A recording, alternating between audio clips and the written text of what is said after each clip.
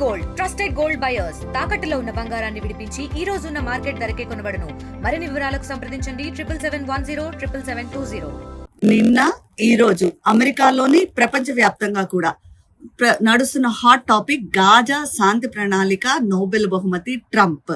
ఈ మూడిటికి మధ్య ఉన్న లింక్, ట్రంప్ కి నోబెల్ బహుమతి వస్తుందా రాదా, దీని గురించి మనం మాట్లాడుకుందాం. నేను మనోజ్ఞ, బెంటన్విల్, ఆర్కన్సా నుంచి మాట్లాడుతున్నాను.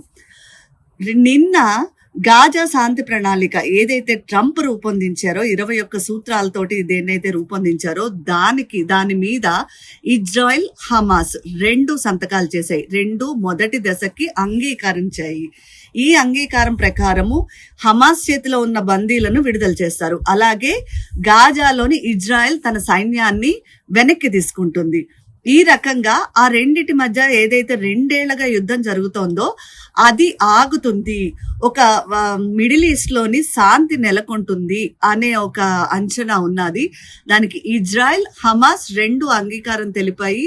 సంతకాలు అయితే జరిగిపోయాయి, ఇంకా మిగతా ప్రాసెస్ జరగడమే ఉన్నది.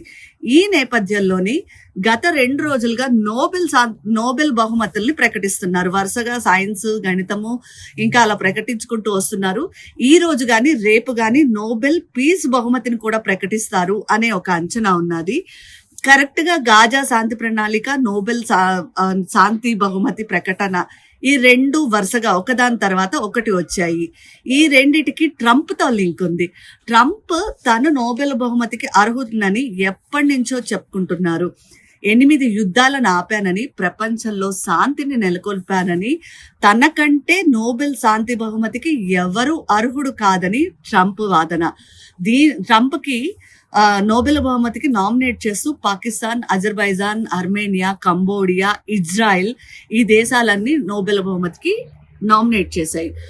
దీంతో పాటు ట్రంప్ పదే చెప్తున్నారు, తనకు శాంతి బహుమతి ఇవ్వకపోతే అది అమెరికాకే అవమానము, నాకంటే అర్హుడు ఎవ్వరూ లేరు. ఈ విషయాన్ని చాలా గట్టిగా బలంగా చెప్తున్నారు ట్రంప్. వీటన్నిటితో పాటు పహల్గామ్ అటాక్ తర్వాత భారత్, పాకిస్తాన్ల మధ్య చిన్నపాటి యుద్ధం ఏదైతే జరిగిందో దాన్ని ఆపానని కూడా ట్రంప్ పదే చెప్తున్నారు. దీనిని భారత్ తీవ్రంగా ఖండించింది. 3వ దేశం గాని, 3వ వ్యక్తి గాని ప్రమేయం లేదు, మేము పాకిస్తాన్ మాట్లాడుకునే కాల్పుల విరమణకు అంగీకరించామని భారత్ చెప్పింది. అయినా సరే ట్రంప్ నేనే వాళ్ళిద్దరి మధ్యన నా సుంకాలు, అదనపు సుంకాలు, దౌత్యానికి సంబంధించిన స్ట్రాటజీల్ని ఉపయోగించి నేనే యుద్ధాన్ని ఆపాను అని చెప్పుకుంటూ ఉన్నారు. సో మొత్తంగా ఇలాగే 8 దేశాల మధ్య యుద్ధాన్ని ఆపాను, ప్రపంచ శాంతి నా వల్లే వచ్చింది, నేను ప్రపంచ శాంతి కాముకుడిని అని ట్రంప్ పదే చెప్పుకుంటున్నారు. ఇప్పుడు కరెక్ట్ గా నోబెల్ బహుమతి శాంతి ప్రకటనకి 1-2 రోజుల ముందు గాజా శాంతి ప్రణాళిక కూడా ఒప్పందం కుదిరింది. ఇదంతా ఒక పథకం ప్రకారంగా జరిగింది అని విశ్లేషకులు అంటున్నారు. కావాలనే ట్రంప్ ఈ గాజా శాంతి ప్రణాళికలని నోబెల్ బహుమతి ప్రకటనకి 1-2 రోజుల ముందు చేసేలాగా ప్లాన్ చేశారు. ఇది నోబెల్ జ్యూరీ ఎవరైతే ఉంటారో వాళ్ళ దృష్టిలోకి వెళ్తుంది. దాని ద్వారా ఆయనకి నోబెల్ బహుమతి వస్తుంది. అందుకని ఇవన్నీ వరుసగా ఒకదాని తర్వాత ఒకటి జరుగుతూ వస్తున్నాయని విశ్లేషకులు చెప్తున్నారు. మరి ఇది ఎంతవరకు నిజం? నోబెల్ జ్యూరీ దీన్ని అంగీకరిస్తుందా? ట్రంప్ని పీస్ బహుమతికి ఒప్పుకుంటుందా? ట్రంప్కి నోబెల్ పీస్ బహుమతి వస్తుందా? ఇది 1 రోజులో తెలిసిపోతుంది. దీనికోసం అందరూ ఆతృతగా ఎదురు చూస్తున్నారు, చాలా చర్చించుకుంటున్నారు. తెలుగులో న్యూస్ కి ఫాస్టెస్ట్ యాప్ ఇప్పుడు టోటల్లీ న్యూ అవతార్లో జస్ట్ 5 సెకండ్స్ లో కంప్లీట్ న్యూస్.